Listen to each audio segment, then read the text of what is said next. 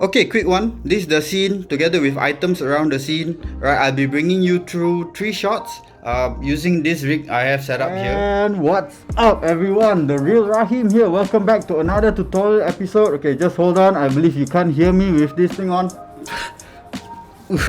Okay, I'm gonna take this off, but if you're gonna go out, please wear on your mask. This is the COVID-19 period. Singapore is on circuit breaker mode, so you gotta go out, wear your mask. Right, so anyways, what's happening to the channel is that I have started the ball rolling. Right now, I'm on a camera basics mode. Every Friday, I will roll out one new tutorial on that. Okay, so if you haven't watched the previous one, links up above. Test mic, test mic. For those new to the channel, there'll be more content coming up, so do follow me through this journey by subscribing down below. Anyways, I'm thinking about a name for this series. Is it maybe Flash Fridays? Maybe Fast Fridays? Maybe I can ask your help. Leave a comment down below and give me an idea about what this series can be called. Okay, on to the show. In the last episode was where I brought you through the basics of manual photography, understanding the shutter speed, aperture, and ISO, how it affects the whole overall exposure. So here's the question, what is exposure? Exposure is the amount of light that is coming in through the camera. And in order to get that correct exposure, you gotta play this trading game between the 3 components of shutter, ISO, and also your aperture. Your camera will then have its own metering system, which you can choose of a neutral exposure, or depending on the image, maybe you wanna overexpose or underexpose the picture. Photographers may then adjust the image by saying that they will bring it up by 1 stop or bring it down by even 2 stops. Let's understand what is 1 stop in photography. Adjusting the exposure by 1 stop means that you are either doubling the light to overexpose the image, or you are cutting the light in half coming into the camera to underexpose the image. Here is where the trading game begins. It is for you to play around with these 3 components, okay, your shutter speed, your aperture, and also your ISO. Trade them around in order to achieve your desired outcome of your image. Let me break down to you the 1-stop numbers for each component. So here we have the shutter speed. Let's begin with 1/1000th of a second. To double the amount of light going into the camera means to bring it up by 1 stop. So now the number is gonna be 1/500th of a second. It then goes on 1/250, 1/125, doubling it with every 1 stop of letting light into the camera. Doubling the numbers for ISO are just the same. If you were to start off at 100, you will go to 200, 400, 800, 1600, and 3200. For some cameras nowadays can even go up to 12,000 plus and onwards. Now here's where aperture is a bit different. If I were to choose a common piece of glass, a lens that goes about as big as f2.8, there will be an alternate number effect, which is, okay, we start off at f2.8 and then f4, then 5.6, then f8, and so on so forth. These are the common numbers for aperture. Some lenses go to f1.4, 1.2, but the glass for that can easily go by the thousands of dollars. So let's just move along. So for the breakdown of each of the components that I just mentioned, these are the standard numbers for each stop.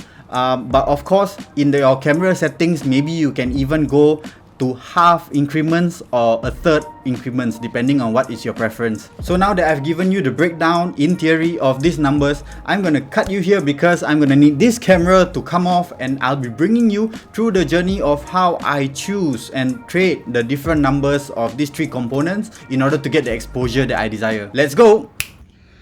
Okay, quick one. This is the scene together with items around the scene. Right, I'll be bringing you through 3 shots using this rig I have set up here. Okay, let me just walk you through. This Canon 90D. The lens I'll be using is Sigma 18-35. So the aperture goes as wide as 1.8. Some basic controls. This is my shutter scroll dial, and this is my aperture. Behind here I have a GoPro which is recording the camera so that you can see every single setting that I will be changing as we go through.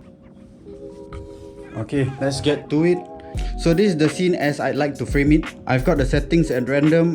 Even though you see the scene is bright, the exposure meter is showing a negative exposure. So let me run through from left to right. Shutter speed way on the left, followed by the aperture, exposure meter, and then we have the ISO setting. Ideally, I'd want my exposure over at the center, which is a neutral exposure. I'm gonna bring my ISO down first. For room settings, you can go from 400 to 800 ISO. I want my aperture to be as small as possible so I can capture as much of the scene. But notice that I have actually cut a lot of light. Now the exposure reading is negative. Oh, just by the way, I have my camera set up at 1/3 increments, so you will see smaller increments of numbers. So now I can lengthen the shutter speed. I'm actually gonna stop right here at shutter 1/20. So remember just now I told you my lens is a 18 to 35. That 18 is its widest. The rule of thumb here, never go at a shutter smaller than the widest number on the lens. I will not go up to 1/15. No direct relation, but it's just a rule of thumb, because if your shutter speed is longer than this, then there is a tendency to capture shake in your photo. So now that my shutter speed is stuck at 1/20 and aperture is at f14, maybe I'll try to raise the ISO. How about I try raising it till 2000, 2005? See, that's gonna give me a neutral exposure, right? So whenever ready, take the shot. Let's try taking a shot of only this mask and this bottle. Since I want only these two items in the shot, then maybe I'll blur out the background by opening up the aperture. Okay, the bigger the aperture, the more shallow depth of field I will have. But you see now the picture is all washed out. Okay, my biggest aperture is f1.8. I can now lower the ISO to back to where I recommended 400 ISO, because we are in the room. I want to minimize shake, so I can now lower the shutter speed down to a number that will give me neutral exposure. According to the meter, it is neutral exposure, but the detail in the black mask is lost because it's too dark. So I'm gonna compensate by giving it a one-stop positive exposure. Now it's overexposed by one stop, but at least you can see now details in the black mask. For this shot, I'm gonna take a portrait shot. Okay, the shot is not so nice because the bottle is a bit blurry, so I will open up the depth of field a bit more.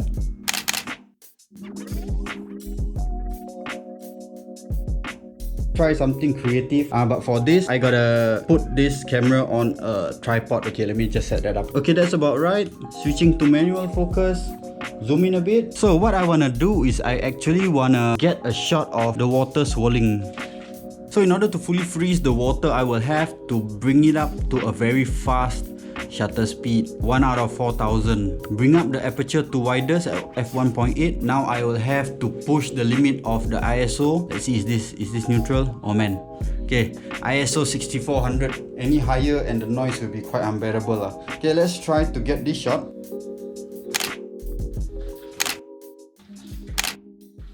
So which is the better shot? It really depends on what is the final outcome of the image that you want to see. So those are just some examples of finding exposure of any given scene. Remember that the exposure triangle is a trading game where you'll need to experiment with the different components of shutter speed, aperture and ISO in order to achieve the exposure that you desire for any given scene. Now the scene itself may not present you that opportunity where you'll have all the time to be adjusting all the different components. So do take it a step at a time, adjust one component by one component, right? Don't be adjusting all three at one time and then you'll be lost in the whole setup. Set yourself a goal. 3 shots is a good guide.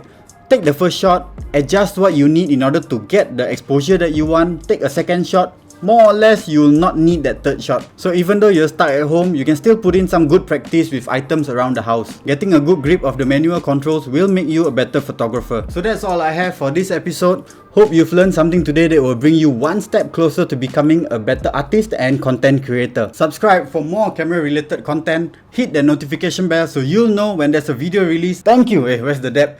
Thank you. Very nice. And I'll see you in the next one. Peace.